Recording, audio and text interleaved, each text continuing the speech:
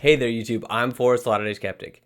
If you don't already know, my brother Jacob runs the YouTube channel Thoughtful Faith. We've been having conversations about faith and philosophy most of our lives, but now we're starting to have these conversations here on YouTube. We decided to do a live stream for this conversation. It was hosted on his channel, so I'm sorry if you missed it live. We hope to do more of these, and if so, I'll be sure to host them on my channel as well. Anyways, here's the conversation we had. I hope you enjoy it. Yeah, so to get started, what we're going to talk about tonight, I wanted to do this live because I thought it'd be fun to talk with some of the audience members about this and have them chime into the conversation. But the basic discussion that we're having tonight is going to be about division in the church. I personally, and a lot of Latter-day Saints, feel like the church is really divided, and you're kind of an outsider looking in. You've made videos about what you think is causing the divisions in the church. And I guess to get started, go ahead and just go ahead and just kind of summarize what you saw in your video as sort of and what you'd made in that video about the nature of the divisions in the church. Yeah, so I've actually, at this point, I basically have made two videos on the same topic. I think the name of the thumbnail was like "The Big Divide in the Mormon Church" or something like that. And it was one of my first videos, and I thought it was just an interesting perspective. Like I was just on the outside, kind of watching. I thought the whole thing was interesting. Obviously, I'm still very active in like watching the Mormon world, and to me, the divide started to become really clear, and it didn't seem like people were talking about it. Like they almost didn't understand the nature of what the divide was. They were like arguing about a bunch of like the superficial things and not realizing that at the root there's this big divide. And the divide, in my opinion, is it's kind of like what reigns, and people think there's an easy answer to this, but once they dive into it, it gets much harder. But what reigns supreme? Is it personal revelation or prophetic revelation or prophetic authority? Yeah. Um, and deep in that is kind of like what is personal revelation, because people have different understandings of it. Because most Mormons kind of will agree, like, oh, at the end of the day, like if God is talking to me, that beats out any of the prophet's words, because prophets are fallible. Therefore, like if God's talking to me, I can trust that more than I can trust a prophet. But in reality, it's like no one really has a great understanding of what personal revelation is. Everyone kind of has their own understanding, and everyone disagrees with everyone else's understanding. Um, and my opinion about why this is emerging right now versus really in the past is, I think my thesis is basically that with the the internet and access to information, it's becoming much more clear. In the CES letter, it's becoming much more clear that the prophets have messed up. And Mormons say, yeah, we have accepted for a long time that fallibility is part of the job of a prophet. Look at the Old Testament and the New Testament. Like this has been forever. Prophets are fallible. Um, but when you spend your whole life singing "Follow the Prophet," and it's very much not treated that way culturally in the church. And if you go against what the prophets are saying and you say, oh, well, they've been fallible in the past, and I think that they're wrong this time, that's not exactly treated that well. So now that information's been spreading in the church, people are understanding the fallibility. And I think that they kind of have actually like overly admitted, like, yeah, we know prophets are fallible, prophets mess up all the time. And so the lay person in the church is like, what good are these people if I can talk to God myself? Like I trust my relationship with God, but I don't know the prophet's relationship or when he's messing up or when he's being correct. So I'm going to lean on my own understanding, vice his understanding. Yeah. So there's that line of people, and then the other side is I'm a fallible person. I don't know what my own understanding of personal revelation is. I know that I can be deceived, but I know the prophets are really good at their job, and they're called that to that position for a reason.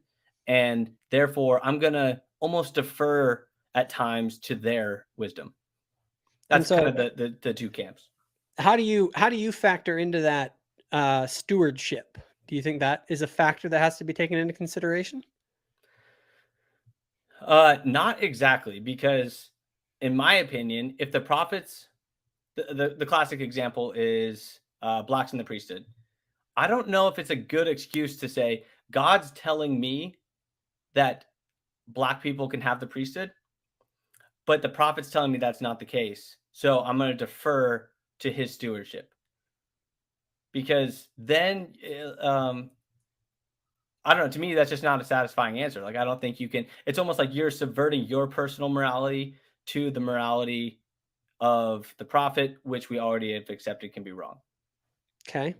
So how do you see there being a problem, like I call it the problem of Protestantism? Do you understand what I mean by the problem of Protestantism? Do you think that that's a Yeah. legitimate problem? Yes. Real quick, let me, for anyone who's listening, all you guys who are live here, and by the way, you guys make comments too. Let me know what you guys think. Um, it is. I won't just read super chats. We'll read comments that we think are good. I'm not asking for any money. I'll take the But I money. wanted to. So the problem of Protestantism is this. Okay, what you're bringing up is nothing that hasn't been seen before in Christianity, right? That's what the Protestant issue was. It was, wait a minute, you made the Protestant case. You said, why do I need these guys if I can just go directly to God? You know what I'm saying? And so, do you think that's a problem, or do you think the Protestants have it right that institutional sort of church is a silly notion? I feel like I'm going to get out of my lane a little bit here, but I think the Catholics have it right. The As in, Catholics like, have it right, and the Catholics are the ones who are against the Protestants. So you reject the Protestant sort of I think anything that there's, goes kind of way. it's just you're gonna have to find the balance of community, culture, and being a part of a group, but at the same time not stepping on people's toes if you're going to grant that there is personal revelation. It almost just seems like you're trying to have both sides of the spectrum, and they're exclusive. Like, you can't square these. I don't believe. So you can't square institutional authority with. What do you mean by you can't square it? I mean, you can't say you have personal revelation and prophetic revelation, and that either one of these sides is going to be correct all the time. Well, yeah, and I would agree. I don't think that we would say that as Latter-day Saints that either one of us are going to be correct. I do think, though, that at least my rubric for looking at it is, first I ask myself, I say, look, all right, is this even in my stewardship? Is God going to reveal to me? Is it my job to ensure that the sacrament is blessed in a particular way? Maybe I think that the prayer needs to be updated, and I kind of feel like God really thinks this prayer that we're saying on the sacrament is lame, and we should add some more things into it. I'm obviously using an extreme example, but like, is God, am I the one who's over that? Right? So why would I think that God would tell me how to do X, Y, or Z in the So kingdom of God? how does God correct? So if you're, let's say your bishop's getting out of control, how is God going to correct that? By through higher up leadership within the Uh, uh, uh, structure.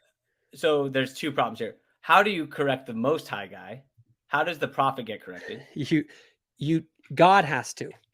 And then also at a practical level, and we're almost assuming that God is.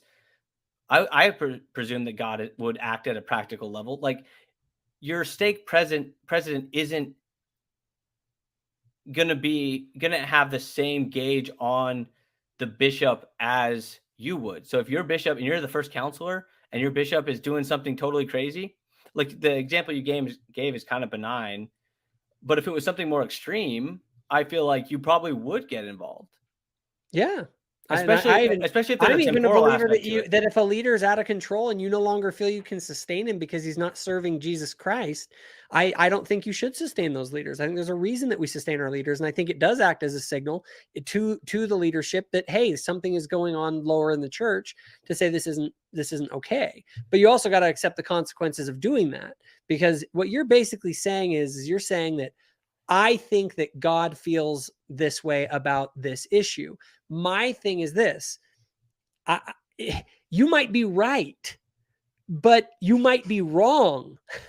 And so the problem is, just because people are like, oh, well, my personal authority or my personal revelation tells me, it's like, oh, great.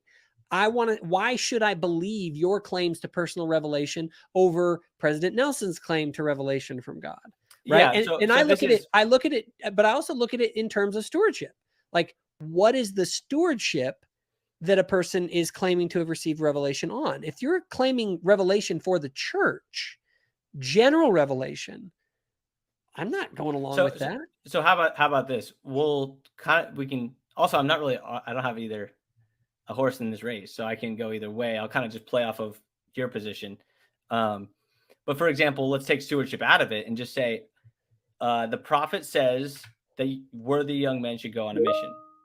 I Yes. tell you, I prayed and my personal revelation said I shouldn't go on a mission. First of all, who has stewardship over me?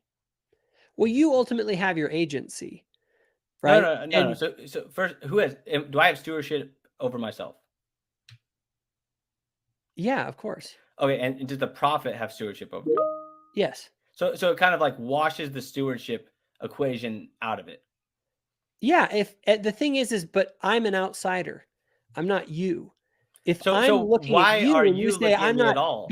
God told me not to serve a mission, I'm the exception to the rule, and the prophets over there like all these young men who are worthy need to serve, I would look at you and go, and you're like, yeah, I'm totally worthy. I have a testimony. I believe in all this stuff and I just don't want to. I'm going to have some and you're like God told me no. I'm going to probably be doubtful that that was God that was telling you to not serve But your mission. so do you think it would be? First of all, what's your position relative to me? Let's just say I'm an outside observer and So I'm not I would say what your judgment is presuming a stewardship over me. no, Like no, no. you It's are just a irrelevant to judgment. me It's in this just a conversation. judgment. It's just a question that's being posed. Did God, do you like if someone came to me and said, "Do you think God really told that young man not to serve his mission?" I would say, "I don't think so." Like I don't see any reason to trust who this rando young man that he got revelation from God not to serve a mission. I think it's more likely, more probable that he just doesn't want to for Yeah, his own and selfish I mean, reasons. and I feel like I'm getting forced into like defending this. I don't care either way, and I don't know either way. In my opinion, I don't think any of these people are having revelation. But this is the divide I see in the church. I see that some people will say, Jacob, that's because you don't truly believe that you get personal revelation. You just are defaulting to the authority of the leadership. You don't have the relationship I have to God. I have a very close relationship to And God. that's the Protestant sort of thing. Yeah. When you eventually begin to go beyond your stewardship, what it does, it makes the prophets irrelevant because it basically says, look, the church leadership isn't they're no more reliable than me on any issue, and therefore will uh, um, I'm sorry, I'm just like drawing a blank. Therefore, we'll do what the Protestants do, and I'll just go Yeah. my own way. But But then but you get into the the Protestant opposite problem is of true. everyone. There is no institutional church. It's just a bunch of people making up whatever the heck they want, and there is no ultimate authority. So Luckily, the how do Protestants at the least go back to the Bible. how do the Catholics handle this, considering they don't believe in prophetic authority Yes, they do. or prophetic revelation? I think that they do, not in the same sense that we do, but they definitely believe in ecclesiastical authority. It isn't so much about revelation; it's about authority because those are two separate concepts. Authority is who has the ability Yeah. to make the call. Sorry if I don't know if I don't know if I misspoke or if we're unclear. I'm talking about the revelation piece. Okay. I think when Um, someone says God is telling the prophet something, but that's different than what God I feel like God is telling me. How do you square that? That's a challenging thing that the church is trying to overcome. yeah, no, I don't think that at any point in time you can say, I mean, I would say, how do you know if something is revelation from God? If that's the question, I mean, that's a question that everyone asks all the time. And frankly, I think that the best way to know if a revelation is true is by its fruits. That's kind of what Jesus taught. And I think it's important though that we make this distinction because there's a distinction between is something from God or who has the authority to make the call. Someone who's in the military knows even if someone maybe is making the wrong call, you got to recognize that they Yeah, get but to make the call. yeah, so I think that's and in the military it's the same. I think you are uh what's the correct word for it? Like scape you're not taking moral responsibility and you're just taking the get out of jail free card. I think that's extremely dangerous. Not to mention, I actually don't think you do that. If you saw these leaders doing something horrible, I don't think you'd say, yeah, not my deal. Yeah, no, for sure. And I think that, and I do believe that there are, like, you should stop sustaining leaders. I mean, you leave the church at some point. You say these guys aren't what they claim to be. They're liars. They're immoral. These are not prophets. So of maybe God. that's at the top, but what happens if it's your bishop? Like, I know you're saying, like, you talk to your stake president, but I mean, at this level, we're just talking about like bureaucratic problems of like, how do you get a bishop out that you think is being immoral or is doing something? But I wouldn't say, but that isn't where the real divide in the church is over bishops. Let's just be real. The divide in the church is over all like the family proclamation and over the doctrines of the church that some people, reject. So definitely. those are matters of, like in that video, I think brethren, like, who gets to make the call here, and are they making the right call? So you keep slipping, I think, into that who has the authority side. I agree with you that technically the authority in the hierarchy is that it's not your stewardship as an individual. But the point is, they've been wrong and like morally wrong in the past. So what do you do when you're in that dilemma where God is saying, Jacob, these guys are totally off on this? Okay. And step up as a priesthood leader. Yeah. So I'll do, first of all, I think you keep it in-house. There, you go to the authorities within the church and you talk to the ones that you have stewardship over about your concerns, and you ask them if they can move it up the chain that they do, and you work it out within the system. It's kind of like within a marriage. If I got a problem with my wife, I shouldn't be going out in public and talking about how terrible she is. What I should do is go and talk with my wife. So I think this would almost be easier too to discuss it in terms of, we'll say, gay marriage. I think in the video, that's the exact topic I brought up. And I think that's the topic that we're both kind of dancing around in the church, at least. Like, that, in my opinion, is bringing this whole conversation to the forefront. Yeah, for sure. It's the cultural change in 2008, California could not pass a resolution on gay marriage to legalize it. Okay. And Barack Obama ran as a pro-traditional marriage president. The change that has happened in our society culturally over that issue has been monumental. And the question is that I look at it and I go, okay, here's a good test for the church. Are we going to abandon a particular moral position over that? Now, obviously, that's the nature of the divide that's there, and I don't necessarily want to go into trying to resolve that question per se. But what I do want to say is you have to look at it and say, all right, so you're a member who thinks gay marriage is totally legitimate. We should have sealings of gay people in temples, whole 9 yards. How do you deal with that? I think your options are these. Voice your concerns to church leadership, but ultimately you have to remember, we have this idea because live in a Western democracy and we've been so ensconced in the democratic ethic that we think that the church the church is run from the top down, not from the bottom up. Yeah. So playing the other side, the argument is that so many things have changed in the church that seemingly have come from the bottom up that people don't buy that argument. They say, look at obviously blacks in the priesthood, in the priesthood is a huge one. Like, that changed because there was social issues that were pressuring the leaders to actually reconsider their position. Okay, so here's what I'll say to that. It actually was social pressure that started it. It is not. There's nothing in the scripture. Maybe that's true. Maybe it is true. But either way, you're proving my point that the prophets get swayed by the bottom up. So there's no doubt that if the blacks in the priesthood thing, if there was influence that came from below, which I'm not ignoring, I think that, as Elder Corbett talked about, it came through the right channels. And the reality is there never was a scriptural basis for the priesthood ban. In fact, the reasons that they tried to cite out of scriptures had been refuted. And so what ended up happening is, I think that the brethren finally realized that there was no scriptural basis for it.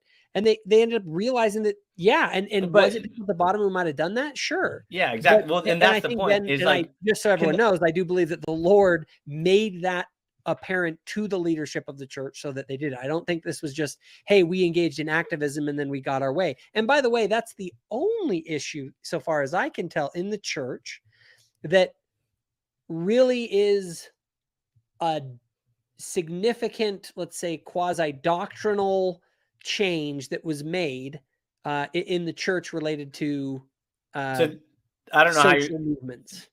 Are you not accepting the polygamy? So I don't know how. Are you saying because the church still accepts polygamy? Here's the thing: we've not rejected polygamy. Just so everyone knows, like, we believe in polygamy still. Yeah, we just don't believe that it's like, always authorized. We recognize it as an exception. Yeah, so well, but that's just like, in my mind, a technicality. They would say there was pressure to stop the act of polygamy, and the leaders felt this pressure, and so for the good of the church, they stopped the practice.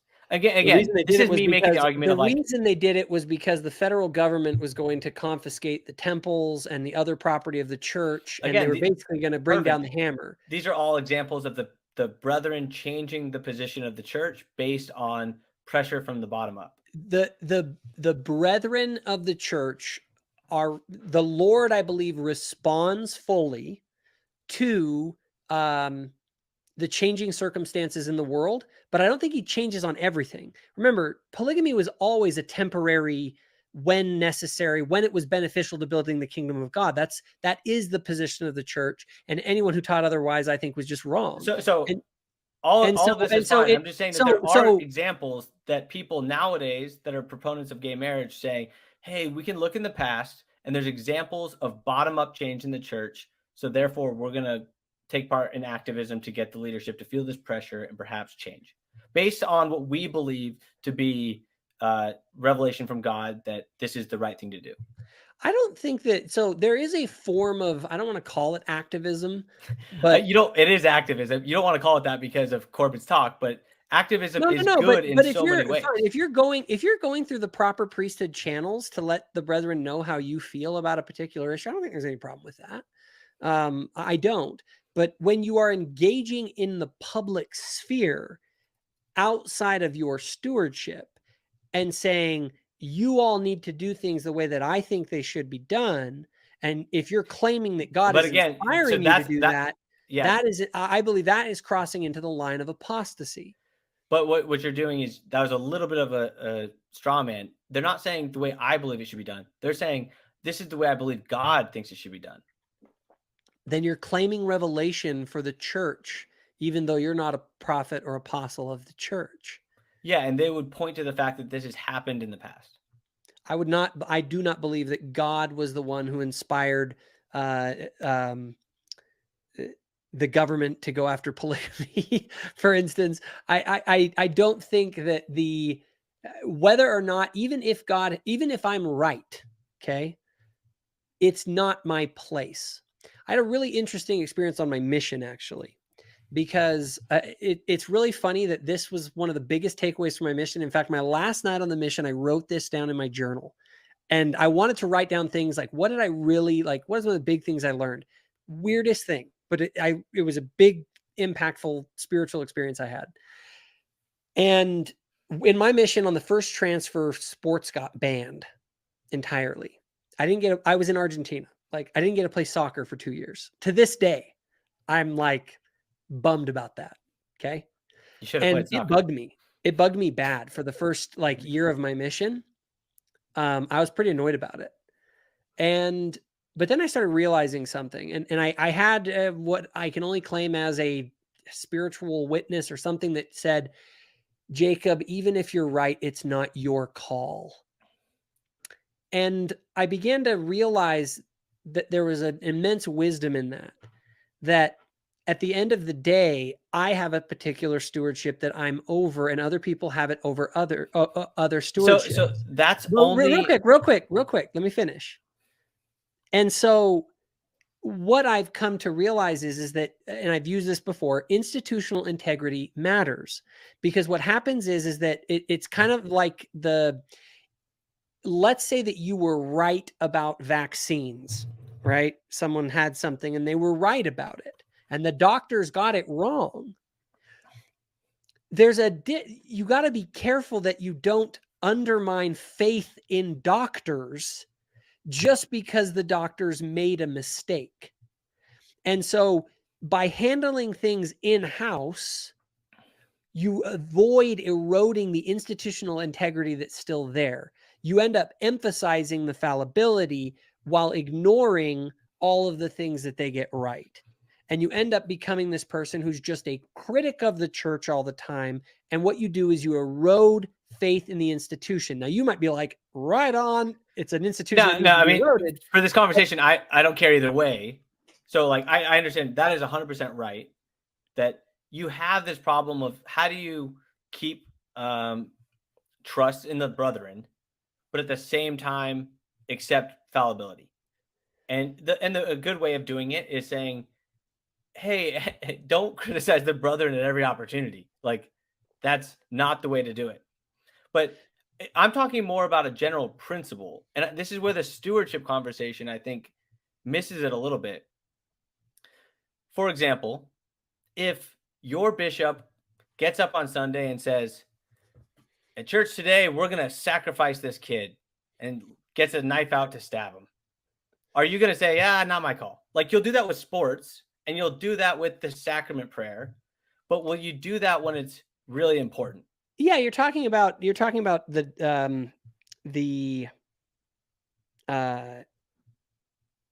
is there a line at which you get out of there and you abandon them, basically. You say, no. You may say the bishop is messed up, and not the church is messed up. The bishop is out of line.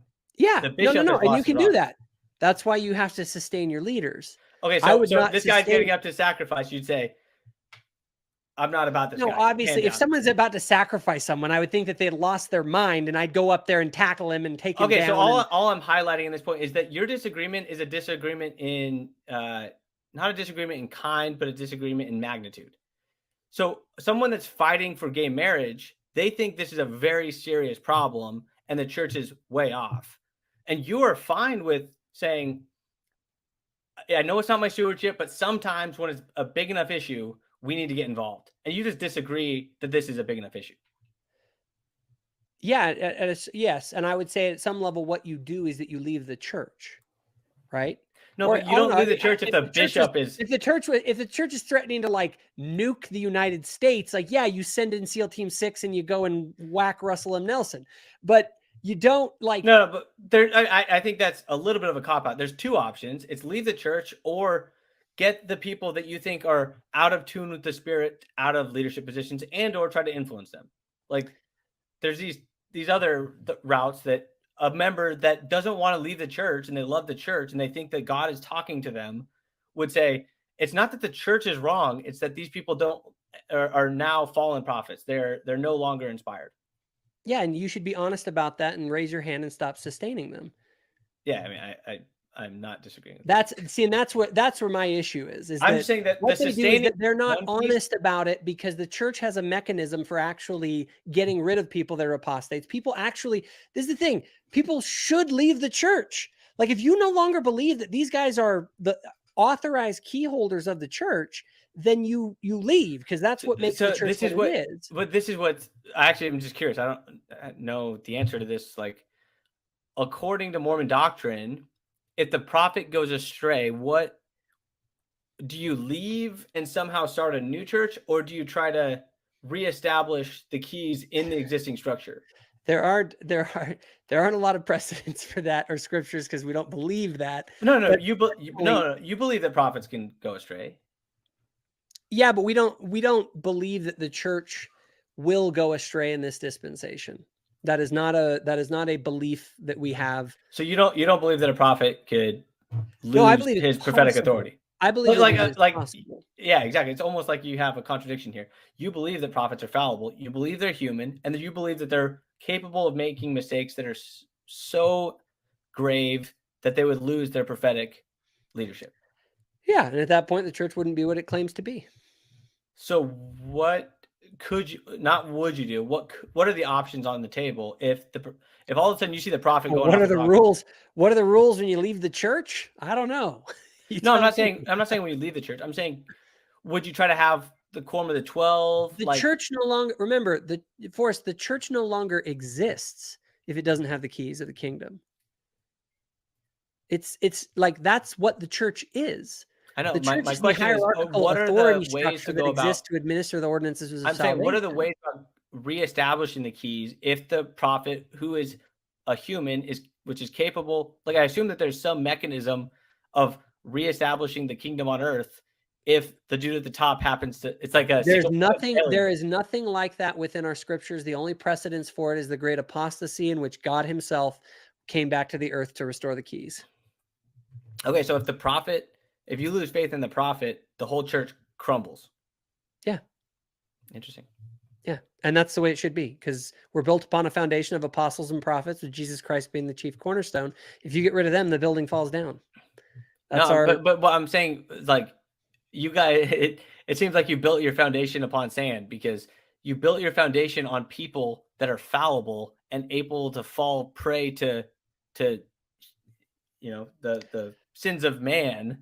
And yet, if one guy falls, aka Nelson, falls, then the whole church just I don't know dissolves. if actually, I will say, I don't know if the quorum of I think the quorum of the 12 holds all the same keys as the prophet, if I'm not mistaken.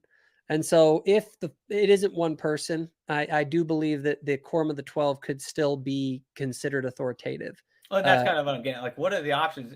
Just out of curiosity, like, if the prophet, like, let's use a totally crazy example, literally gets schizophrenia or is schizophrenic. Like, Yeah, no, if what would somebody they do?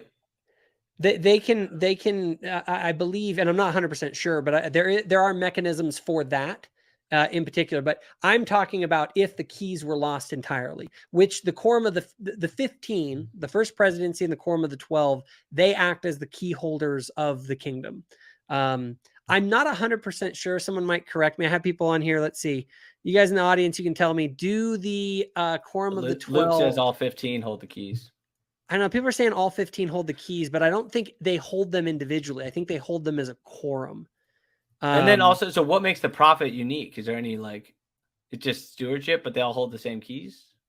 If I'm not mistaken, President Nelson is the only individual person who holds all the keys. Okay, so Nelson is equivalent to the rest of the 14 others. Yeah, I think so, or at least the 12.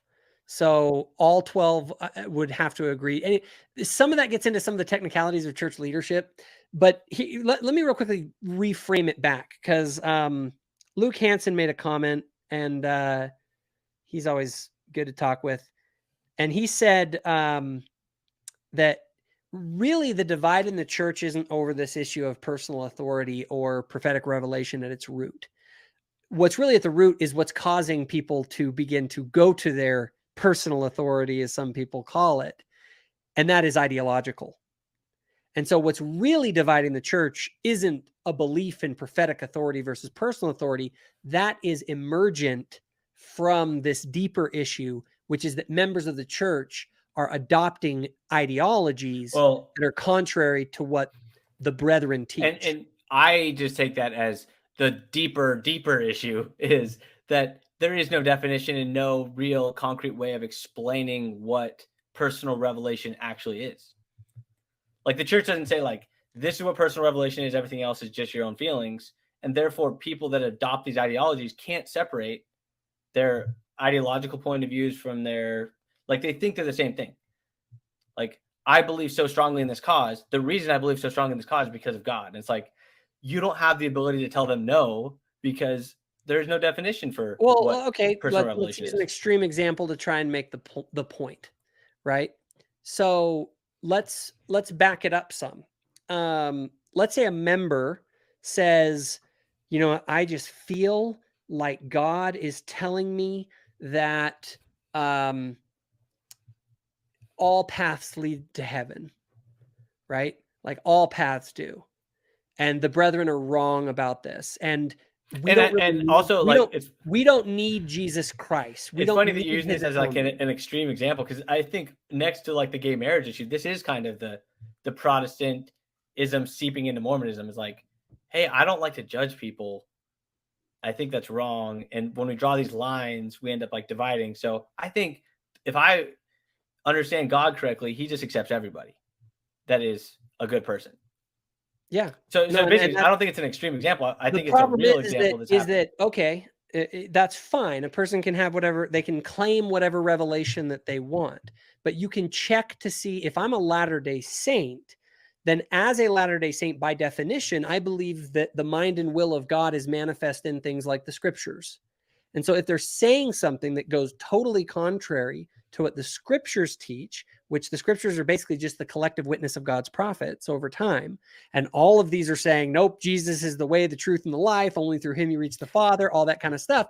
And then they come up with some other gospel or other idea that runs contrary to this, then I would look at their revelation and I would say, is this person But now inspired of God or not? you're sounding like the Protestants right now. You're sounding like the Calvinists. Like, you can't just go to scripture, and you know that. That's why you have prophets. That's why you have personal revelation. Who wrote in the Mormonism. scriptures?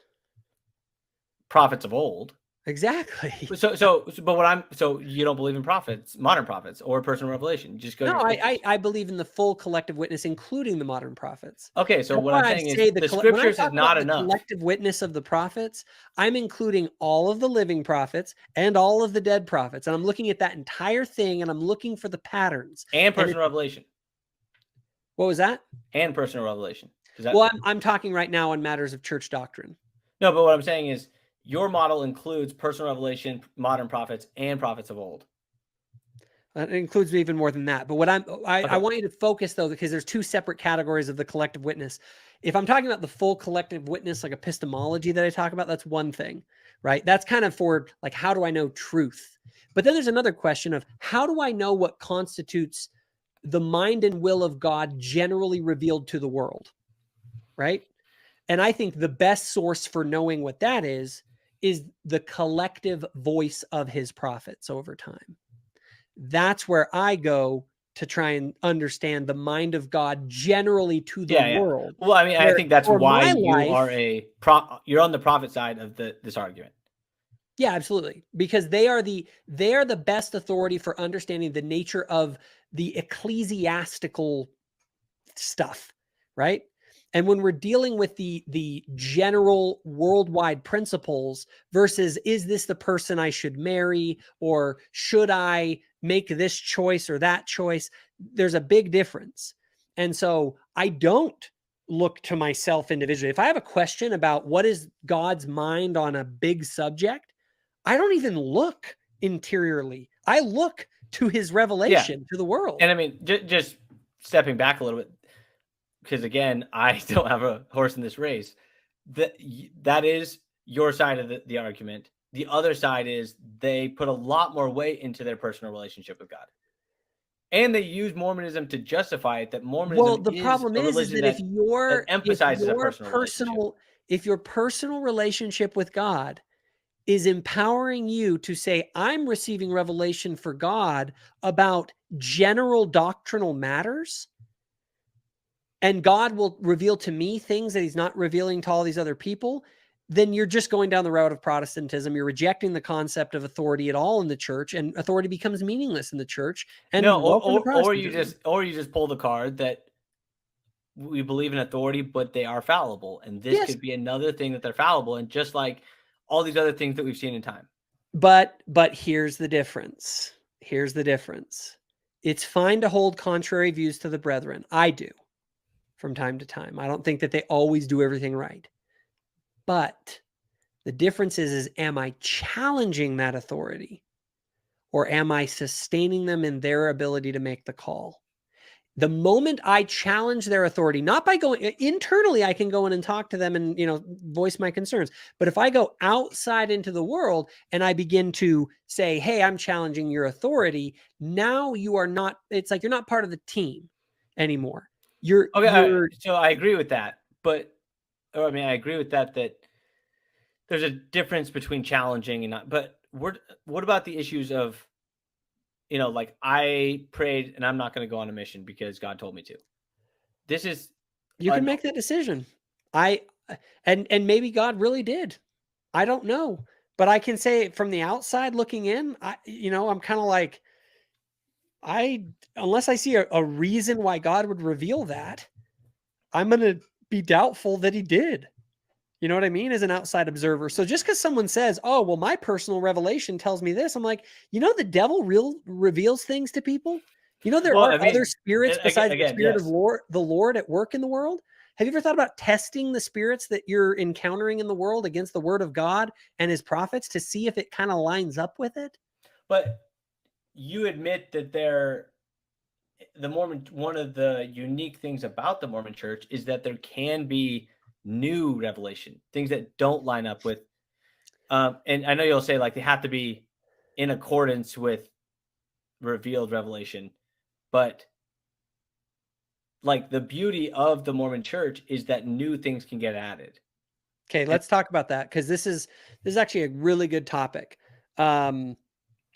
So Jim Bennett and we recently had our engagement, and in that discussion, Jim was talking a lot about, oh, well, all these things can change and everything can change. Well, here's the issue. Okay. If everything can change, then your religion is meaningless. Okay. It's kind of like I say, you want to have I do think you're strawmanning Jim Bennett. I don't think he said everything can change. He pointed out what I pointed out. Perfect. The church And has you're a right, lot of he did it. changes. But I'm going to the extreme to make the point. That means Jim or whoever else in there is talking about change in the church. You need to then, the onus is on you to come up with, well, what are the principles that govern what can and cannot change? Do you think that has the church outlined what can and cannot change? Truth can't change. I know that. Okay, so how does that apply to Jim Bennett's argument that the church has changed on polygamy, they've changed on blacks in the priesthood, and now they could change on gays getting married? Okay, so we have to ask, what is the truth that's being violated? Okay, first of all, if we're talking about a matter of moral truth, okay, can moral truth change? It can't. Okay, if it is immoral for someone to be an adulterer, then God is not going to go out and say, you know what, if you want to cheat on your wives, like that's fine, right? So what I know people right now are like, oh, Joseph cheated on his wife. It's like, no, actually he got married to those other women. And if polygamy is valid, then he wasn't cheating on his wife. So just FYI. So moral truth doesn't change. So with polygamy, there was no moral truth that was changed. It was a doctrine that go read Jacob 2, written well before polygamy was instituted. It says it's the norm is monogamy. Occasionally, I will authorize polygamy for my purposes. Okay. So having that change doesn't really do anything. The blacks in the priesthood ban was a mistake from the start. It should have been changed, in my opinion. It was the product of the culture of the 1850s and Brigham Young's own ideas that he had. There was never any official revelation or anything like that given about it. The justifications that they tried to make out of the scriptures all fell apart. And so, of course, that should change. It was just an error. Like, no moral truth changed. It's a very different thing to say that for the past, all throughout the church, all the way back to Leviticus, homosexual sex has been morally wrong, with an entire set of good reasons backed in scripture as to why it's wrong. And then to have them come and say, oh, guess what, guys? You know what? Shoot. Just so happens everyone's been wrong until today on this issue for the past thousands of years. And it just happens to be at the time when everyone is agitating about this issue socially. That would very well show me that that was a social decision that they would made. And frankly, in my mind, it would be grounds to stop sustaining them as prophet seers and revelators. Okay. What about alcohol in the church? How does alcohol in the church look when you apply that exact same standard? So, like, Jesus drank wine, and it wasn't grape juice for anyone who thinks that. Joseph Smith drank wine. Yeah. I think they drank wine the night he got killed. So I'm pretty sure somebody smuggled in some wine to him. First of all, is drinking wine a sin? Yes, and depending on the context. All sin is context dependent. So what context is drinking wine not a sin? If, for instance, as it was in the ancient world, my best understanding around that Joseph issue. Smith drank wine, not the ancient world. Yeah, Like but now, even in his world, even in his day, the nature of refrigeration, so you think the danger of was Joseph Smith water, drinking even wine because of the nature of water? that's one reason I think. Okay. So what about Just tobacco? the ability to store grape juice So let's or go to. We juices can just jump this. generally. What about tobacco? Was tobacco basically Not the necessarily. Tobacco is a more recent thing that came about, and the word of wisdom came out against it. And I think Joseph and some of those guys didn't but take it seriously enough. I think that was the whole, like, growing up Mormon, kind of the beauty of Mormonism was the fact that you get this new revelation that gets you closer to God's will, even if it was wrong Yeah, in the past. but it wasn't in contradiction to anything in the past per se. Isn't alcohol totally in contradiction with the unless you're trying to make the No, case that Joseph Smith and nowhere in everyone. scripture does it say like alcohol's great. And in fact, even the earliest I think Christians, when Jesus turned water into wine at the wedding, why didn't he just turn water into clean water? And why was it at a wedding? because fine. I've never been bugged by that much. I look at No, it as it's a ultimately a principle that we're of trying to get health. at. You're The saying word of wisdom, as I understand it, is funded on a more fundamental principle of health. Okay. And I can see that there are reasons in the ancient world where having a glass of wine, and it's always been wrong to like get drunk, but to have a hey, drink I of have a question wine for you. wasn't If necessarily science comes sinful. out nowadays, I'm not even going to speculate. I'll just give a theoretical. If science comes out now and says 1 glass of wine a day is good for your health, will you say, okay, so we're supposed to drink wine? No, I wouldn't. And I don't think that is that wine is necessary today as it was in the past. Wine is something that, and wine isn't super dangerous. I think it is kind of a gray area.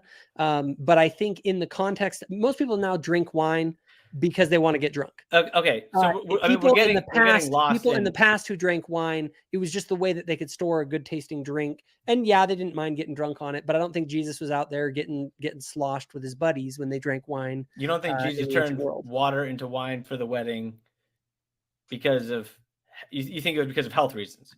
Maybe he turned it into grape juice, but they just called it wine. We don't know. Okay, but the point is if you use this idea that if you look throughout time and if something changes, you think you have a giant red flag that it's probably false doctrine, you would think that drinking wine would be false doctrine.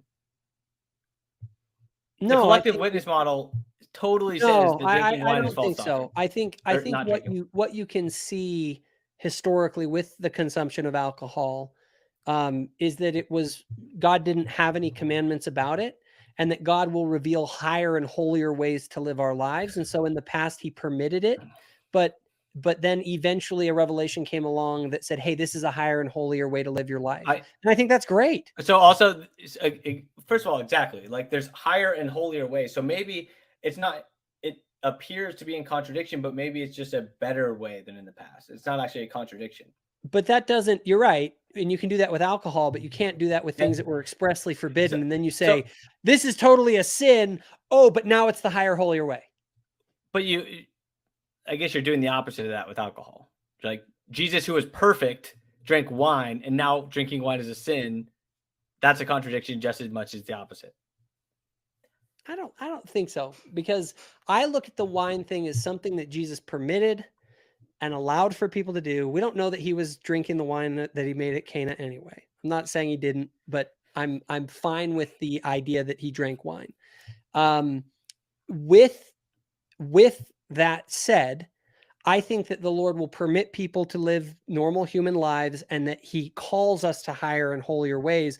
And that even the earliest Christians, this is an interesting fact I learned recently, some of the earliest Christians held that living alcohol-free was the higher and holier way. And these are amongst the very earliest Christians, that they saw it as something holy you could do was to deny yourself of any alcohol drinks. Okay, that's all fine, but Jesus drank wine. So it's like, that's a huge, anyways, we're getting lost in this. And I would say in that context, it wasn't a sin. something interesting that I just thought of as we were talking about this is, what's the Mormon story for the word of wisdom? Was like the cultural story of how the word of, or let's say tobacco in particular. What's the story that we've been told? I believe it was at the School of the Prophets. Some of the brethren were chewing tobacco and spitting it, and it got on the wall, and Emma had to clean it, and so she complained to Joseph, and Joseph kind of Exactly. was like, "What does the Lord think about this?" Isn't that a perfect example of bottom-up activism? No. Activism is when you go, if she was out in the streets agitating that the members all go to Joseph's house with flags and rainbows and tell him about how he needed to change the doctrines of the But church. Emma going to the prophet and saying, "You and the Emma brethren going to spitting her tobacco." husband? Yes, I think that the prophet's wife can have conversations with the prophet about things that she thinks should change the church. I think I can talk with my bishop. If I were buddies with the prophet, I'd do it myself. I might write him a letter if I'm concerned I about mean, regardless, the point is that it's bottom up. Oh, I don't deny that in counsel with other people that we can that things can be revealed and that inspired solutions can be found. I don't deny that. But that's not the way I'm defining activism. I'm defining activism when you go outside the house. That's the issue. Cool. So Anyway, anyway, I'm down to take some or look at the comments a little bit. yeah, Again, let's I feel like you I go ahead also and feel take like a the look at comments some. I'll were take a look at some too. the comments or the commenters. I have no horse in the race. I'm kind of just giving the other side of the argument. I believe both sides are wrong. So the people that think like, "Oh, personal revelation is a joke," it's like, okay, sure, it's a joke. I agree. I'm just saying this is my bet. This is my steel man of what someone that believes in personal revelation would say. Well, Someone to me, to bring it's up not Jim about. Bennett. I This is what believe Jim in Bennett, I believe, would say. real quick. I believe in personal revelation. I just believe in that there is an authority structure that must be preserved in order for the church to exist, because that's what the church fundamentally is. It's an authority structure. Yeah. So I guess we never really got to the direct question. The question is, can your personal revelation be in conflict with the prophet, and what do you do in those circumstances? First, I'm going to question why. I'm going to have to really check myself. I'm going to tell you what I would do.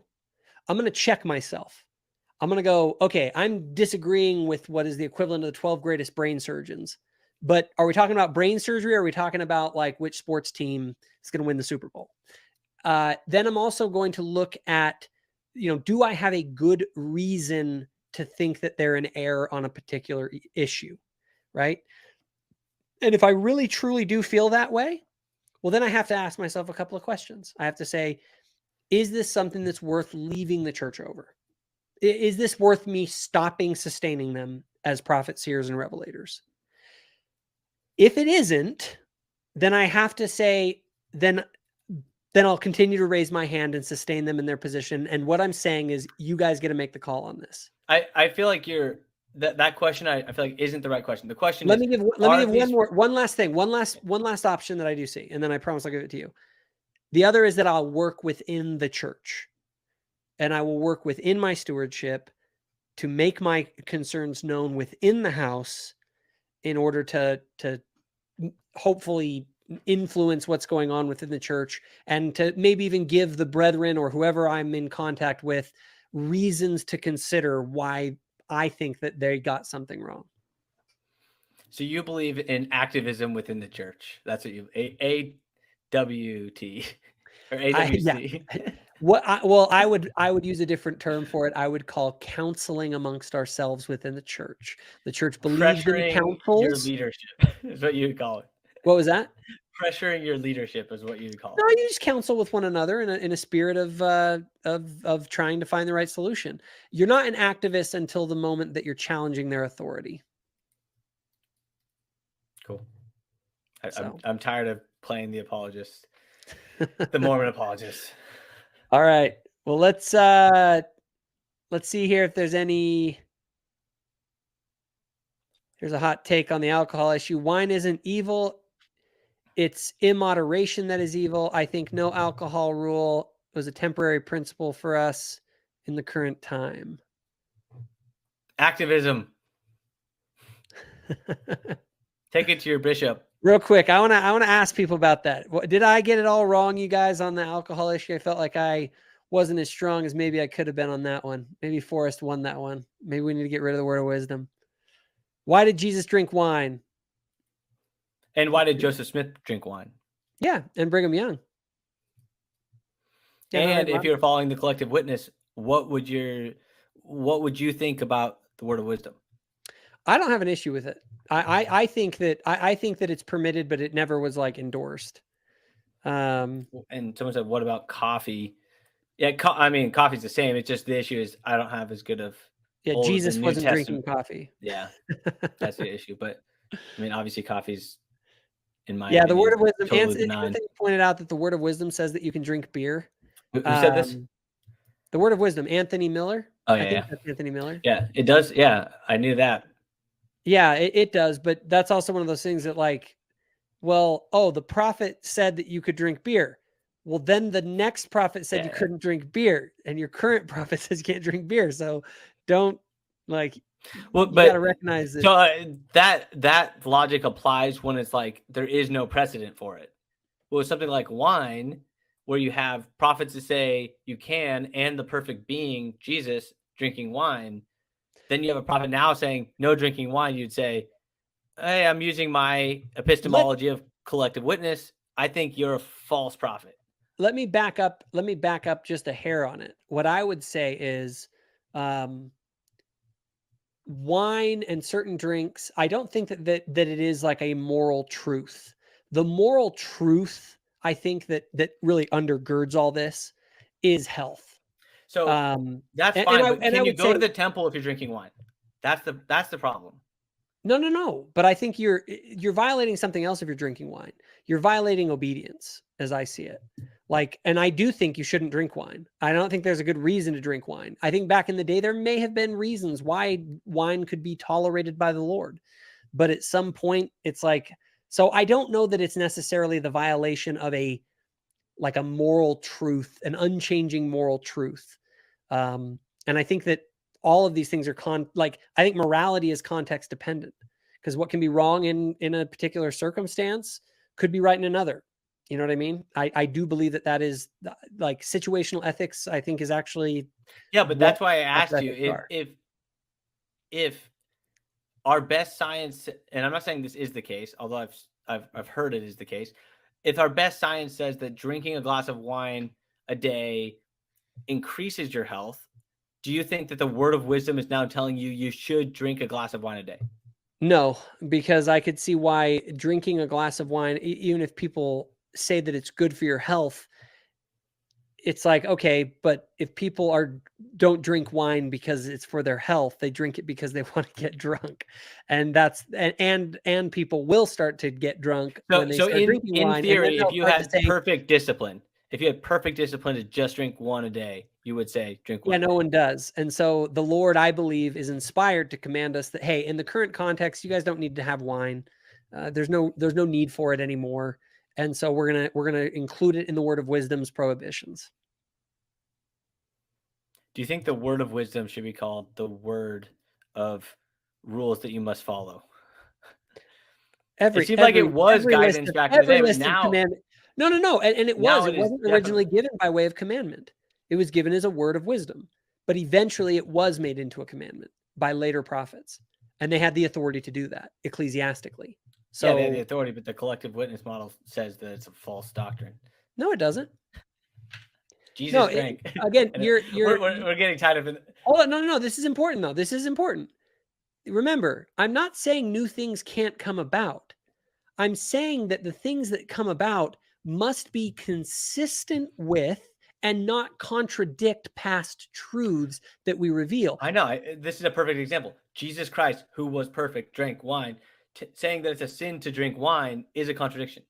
Not in all contexts. I would not say that drinking wine in all contexts is a sin. So give me a context that it's not a sin. I'm dying of thirst in the desert, and I decide to drink some wine so I can make it to the. Was that the context for Joseph Smith? No. So was Joseph Smith sinning as he drank wine? No, because the Lord had not commanded anything against that at that time.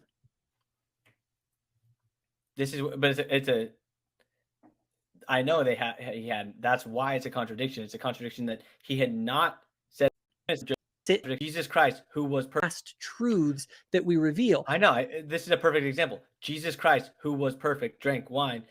Saying that it's a sin to drink wine is a contradiction. Not in all contexts. I would not say that drinking wine in all contexts is a sin. So give me a context that it's not a sin. I'm dying of thirst in the desert, and I decide to drink some wine so I can make it to the. Was that the context for Joseph Smith? No. So was Joseph Smith sinning as he drank wine? No, because the Lord had not commanded anything against that at that time.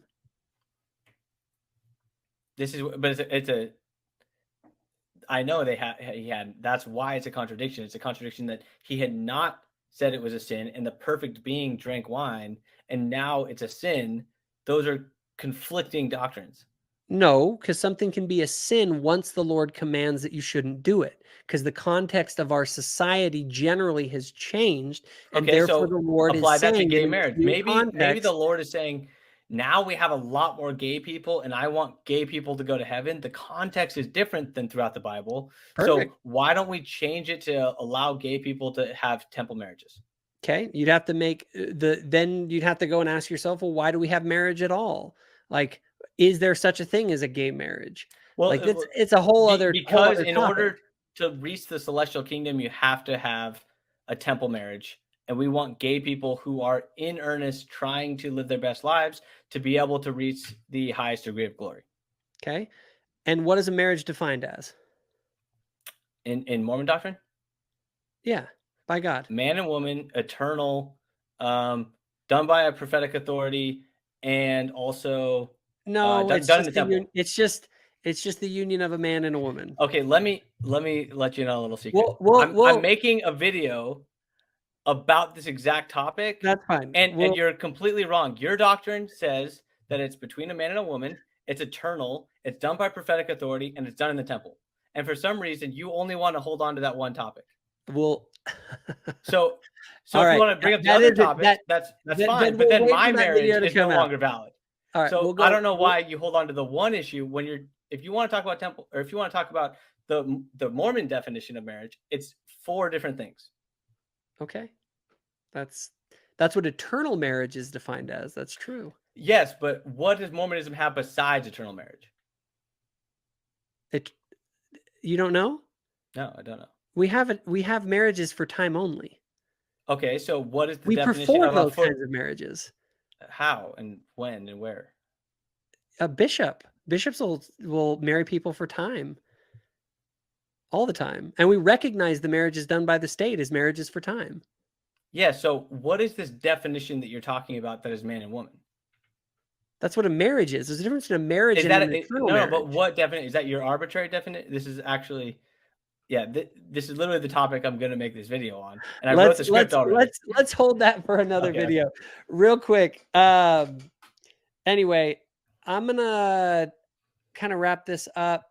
I'm trying to see if there's anything else in the comments. We still have a ton more time. It's starting to get late. Yeah. Anyway, thank you guys for joining us on this live stream. This is kind of a little bit of a rambling conversation, but obviously, as Forrest has said, one of the things that he's observed is a major dividing point in the church is amongst those who hold to institutional authority and those who kind of lean more towards personal authority, as a lot of people talk about. And anyway, it is definitely a divide in the church, and hopefully this conversation has been useful to you guys in some way. And we'll be coming out with some new episodes soon featuring Forrest and I. I do want to say one thing. So I was trying to steel man the personal authority side. Obviously, I don't believe in that. But it is just the difference that I've seen is, your school of thought of your personal revelation has its limits. And so oftentimes you need to lean on prophetic authority. And then there's a whole new school of thought that is growing in the church from the way I see it. That is, they lean heavily on personal revelation, which does lead you to this Protestant problem. Right on. All righty. Take care, everybody.